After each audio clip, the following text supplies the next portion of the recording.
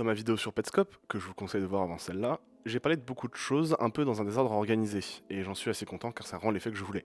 Une sorte de grand mélange qui finit par vouloir dire quelque chose, un peu comme Petscope finalement. Cependant, pendant la création de cette vidéo, j'ai revu une bonne partie de Petscope et j'ai rediscuté avec Eris et Flo, deux amis, de quelques théories. En ce faisant, j'ai repensé et compris des éléments qui m'avaient échappé ou que je comprenais autrement avant. Sauf qu'à ce moment-là, j'ai déjà enregistré toute la vidéo, et ne pouvant réutiliser le studio directement, je me suis dit que j'en ferais une deuxième petite vidéo pour en parler un petit peu.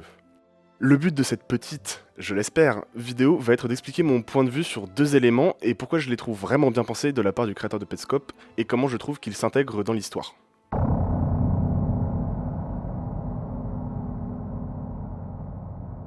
Il va sans dire que le moulin me fascine et a une place toute spéciale dans mon cœur. Déjà car il a la classe, on va pas se mentir, mais aussi car en tant qu'élément dans l'intrigue de Petscope, je le trouve génial. Quand vous êtes en mode normal, si je peux dire ça comme ça, le moulin est inatteignable, il ne reste que la dalle qui le soutient et qui semble vibrer. Cependant, si vous devenez un Shadow Monsterman, que je vais abréger en SMM dès maintenant, comme le fait Paul dans Petscope 9, vous pouvez entrer dans le moulin et récupérer des pièces sur Lina qui est enfermée dedans. C'est là que pour moi le moulin est très intéressant. Il veut dire quoi? C'est une vraie question que je vous pose. Il veut dire quoi le moulin? On y revient souvent. Rainer pose une énigme à propos du moulin à Marvin, on a un endroit pour voir le moulin, il y a un moulin à vent dans la dernière scène de la série, on y reviendra plus tard, etc. En somme, le moulin est un élément central de la série, et pourtant on l'explique mal. Cette très bonne vidéo qui explique une théorie autour de la rotation dans Petscope explique que le moulin pourrait représenter, avec le fait qu'il tourne, le temps qui passe, et ça nous indiquerait comment on se déplace dans le temps dans la série. J'aime beaucoup la théorie de la rotation, et je la trouve vraiment bonne, mais je ne pense pas que ce soit la solution finale du moulin. Et quand je regarde un peu les autres modèles théoriques, on a toujours un petit peu de mal à trouver une explication définitive à ce que veut dire le moulin. Et c'est pour moi une de ces pièces manquantes dont parle le créateur, et ça donne une aura étrange à la série. Le moulin est immense, présent dans tous les modèles, et pourtant il reste indécelable, à la manière du monolithe noir de 2001, l'Odyssée de l'espace. Je sais pas, j'ai pas vu le film.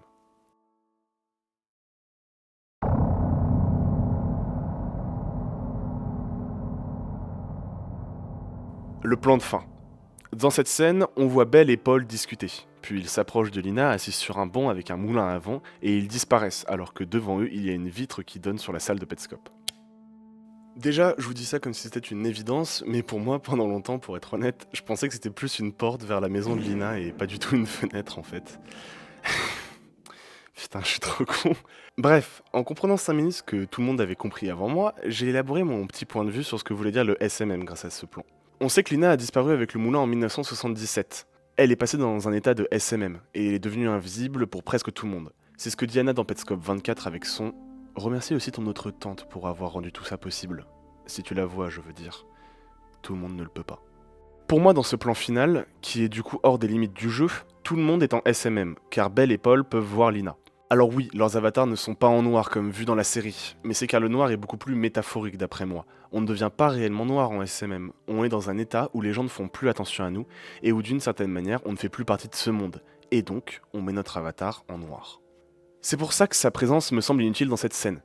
Déjà car honnêtement ça la rendrait beaucoup moins jolie, mais aussi et surtout car Paul, Belle et Lina sont en SMM, et peuvent donc se voir. C'est pour ça que Paul voit Lina dans le moulin plutôt dans la série. Il est en SMM, elle aussi, donc il peut la voir, car ils sont tous les deux dans le même mode.